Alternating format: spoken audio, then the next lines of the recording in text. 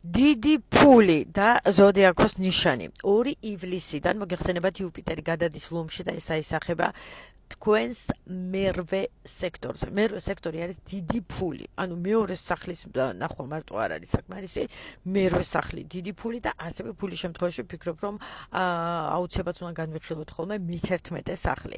რაც შეეხება ამ ზოდიაქოს ნიშანს, ეს აისახება თქვენს მერვე სახლზე და ეს დიდი ფულის ენერგია ირთვება თქვენთვის. და ეს ფული საიდან მოდის, ხო? ინვესტიციებით, დიდი ბიზნესით, პარტნიორებით, ურთიერთობებით, ახალი დასაწყისებით, თავარი არ შეგეშინდეთ დიდი ფულის. ვისაც ეშინია, ის ვერ იღებს, არ გეშინოდეთ ფულის და არასოდეს არ ვთქვათ, რომ მე ფული არ მაქვს. ფული მოდის და ისარგებლეთ აუცილებლად 2 ივლისიდან 1 წლის განმავლობაში მასშტაბირების, წარმატების, იღბალის და ფინანსების პლანეტა ლომში აღმოჩნდება და თქვენს მერვე სექტორს შეეხება. ასე რომ გილოცავთ, ეს გახავთ თხის რქა.